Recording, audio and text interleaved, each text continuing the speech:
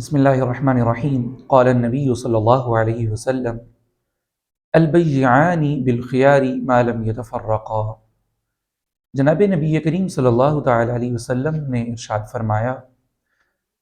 دو خرید و فروخت کرنے والے لوگوں کو اختیار ہے جب تک کہ وہ جدا نہ ہو جائیں۔ اس کا معنی یہ ہے کہ دو ایسے لوگ جو آپس میں معاملہ کر رہے ہیں خرید و فروخت کا،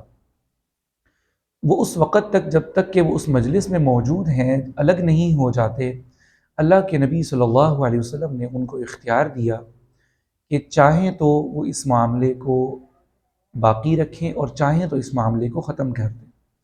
یعنی اگرچہ وہ اس کی قیمت مقرر کر چکے ہیں، چاہے تو وہ اس بیع پر راضی ہو چکے ہیں، لیکن جب تک وہ الگ نہیں ہو جاتے وہ اسی مجلس میں اسے باقی بھی رکھ سکتے ہیں اور اس کو رد اور فسخ بھی کر سکتے ہیں۔ اس کے بعد جناب نبی کریم صلی اللہ علیہ وسلم نے ارشاد فرمایا، فَإِن صَدَقَا وَبَيَّنَا بُورِكَ لَهُمَا فِي بَيْعِهِمَا۔ اگر تو اب وہ دونوں سچ بولتے ہیں اور معاملے کو واضح کرتے ہیں تو اللہ تعالیٰ کی جانب سے ان کی اس بیع میں، اس معاملے میں، تجارت میں برکت عطا فرمائی جائے گی۔ وَإِن كَذَبَ وَكَتَمَ مُحِقَتْ بَرَكَةُ بَيْعِهِمَا۔ اگر تو وہ دونوں جھوٹ بولتے ہیں اور چھپاتے ہیں تو ان کی تجارت کی برکت کو ختم کر دیا جائے گا۔ اس حدیث مبارکہ سے مجموعی طور پر ہمیں تین باتیں سمجھ میں آتی ہیں۔ ایک بات تو ہماری سمجھ میں یہ آتی ہے کہ بعض اوقات ہم دیکھتے ہیں کہ جب ہم کسی چیز کی قیمت معلوم کرتے ہیں اور اس کے بعد اسے خریدتے نہیں ہیں تو بیچنے والا شخص ہمسے ناراض ہوتا ہے کہ تم نے قیمت تو پوچھی لیکن چیز خریدی نہیں۔ اسی طرح یہ ہوتا ہے کہ بعض اوقات ہم کسی چیز کی قیمت متعین کر لیتے ہیں، اسے خریدنے پر راضی ہو جاتے ہیں اور اس کے بعد الگ ہونے سے پہلے ہم کہتے ہیں کہ بھائی میں یہ چیز نہیں لینا چاہتا، میں یہ معاملہ نہیں کرنا چاہتا، تو بیچنے والا اور بعض اوقات خریدنے والا دونوں جو ہے وہ ناراض ہو جاتے ہیں کہ تم نے ایسا کیوں کیا۔ جبکہ نبی کریم صلی اللہ تعالی علیہ وسلم کے اس ارشاد گرامی کے مطابق یہ بات ٹھیک نہیں ہے، ایسا نہیں کرنا چاہیے، اس لیے کہ ان دونوں کو ایک مجلس میں رہتے ہوئے جدائی سے پہلے اختیار تھا کہ وہ اس معاملے پہ عمل کرتے یا اسے ختم کر دیتے۔ دوسری چیز ہماری سمجھ میں یہ آتی ہے کہ سچ بولنا اور معاملے کو واضح کرنا،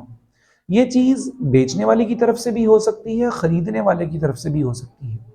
بیچنے والا سچائی کو اس طرح اختیار کرے گا کہ وہ اس کے اچھی چیزوں کو بھی بیان کرے گا، اس کی کوالٹی اور اس کی تمام خوبیوں کو اور اس کی خامیوں کو بھی بیان فرمائے گا، جیسا کہ نبی کریم صلی اللہ تعالی علیہ وسلم جو ہیں خود بھی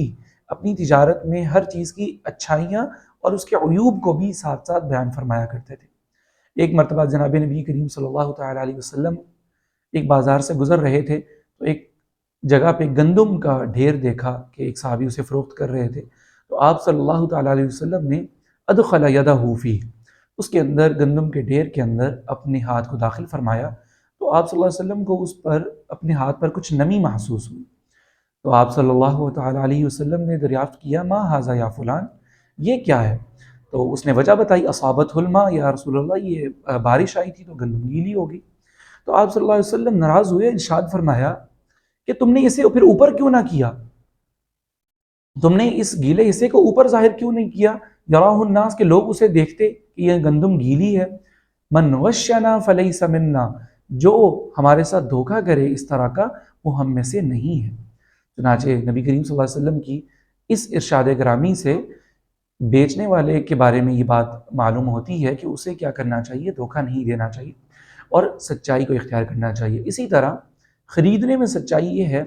کہ بعض اوقات یہ ہوتا ہے کہ بیچنے والا اس کی کم قیمت، اسے اندازہ نہیں ہوتا کہ جو چیز اس کے پاس موجود ہے اس کی مالیت زیادہ ہے اور وہ لا علمی میں یا کسی بھی وجہ سے اس کی کم قیمت دے کر اس چیز کو فروخت کرنے کی کوشش کرتا ہے، تو خریدنے والے کو چاہیے کہ وہ اپنے مسلمان بھائی کے ساتھ خیر خواہی کے جذبے سے سچ بولے اور اسے بتائے کہ جو چیز آپ مجھے فروخت کر رہے ہیں اس کی اصل مالیت یہ نہیں ہے بلکہ اس سے زیادہ ہے۔ اسی بارے میں حضرت جریر ابن عبداللہ رضی اللہ تعالیٰ عنہ کا ایک واقعہ بیان کرتا ہوں، جنہوں نے نبی کریم صلی اللہ تعالیٰ علیہ وسلم سے یہ عہد کر رکھا تھا کہ میں ہمیشہ ہر مسلمان کے ساتھ خیر خواہی کروں گا۔ تو ایک مرتبہ انہوں نے اپنے غلام کو بھیجا کہ وہ ایک گھوڑا خرید کر لائے، چنانچہ وہ 300 درہم کے اندر گھوڑا خرید کے لے آیا۔ تو حضرت جریر بن عبداللہ نے جب دیکھا کہ گھوڑے کی مالیت تو زیادہ ہے، چنانچہ انہوں نے ان کو واپس بھیجا اور گھوڑے والے کے پاس خود بھی گئے اور اسے کہا کہ کیا یہ گھوڑا 400 درہم کا ہے؟ اس نے کہا جی بالکل۔ پھر فرمایا کہ یہ گھوڑا تو 500 درہم کا ہے، اس نے کہا جی بالکل یہ 500 درہم کا ہے۔ کرتے کراتے 800 درہم کے اندر وہ یہ گھوڑا خود خرید کے لے آئے۔ اب قربان جائیے کہ وہ غلام جو ہے اگرچہ 300 درہم میں لے کے آ گیا، لیکن چونکہ ان صحابی کو معلوم تھا کہ یہ گھوڑا جو ہے وہ قیمتی ہے اور اس کی مالیت زیادہ بنتی ہے، تو انہوں نے اس کو اتنے ہی درہم کے اندر خریدا تاکہ اپنے مسلمان بھائی کے ساتھ خیر خواہی کی جا سکے اور اسے تجارت میں نقصان نہ دیا جائے۔ چنانچہ ہم بھی یہ دیکھیں کہ بعض اوقات ہم دیکھتے ہیں کہ خریدنے والا جو ہے جب وہ دیکھتا ہے کہ چیز کی قیمت زیادہ ہے تو وہ اس میں عیب، جھوٹے موٹے جو ہے عیب تلاش کر کے، جھوٹ بول کر اس کی قیمت کو کم کرنے کی کوشش کرتا ہے، تو ایسا کرنا اس حدیث مبارکہ کے مطابق جائز نہیں ہے۔ تو اللہ تعالیٰ جو ہے ہمیں تجارت کے اندر بھی اور اس کے علاوہ دیگر معاملات کے اندر بھی اس چیز کو نظر میں رکھنے کی توفیق عطا فرمائے کہ ہم ہر معاملے کے اندر خاص طور پہ سچائی کو اختیار کریں، تاکہ ہماری تجارت میں بھی اور ہماری زندگی کے باقی تمام امور میں بھی اللہ تعالیٰ کاموں میں برکت عطا فرمائے اور بے برکتی سے ہماری حفاظت فرمائے۔ آمین۔ وآخر دعوانا ان الحمد للہ رب العالمین۔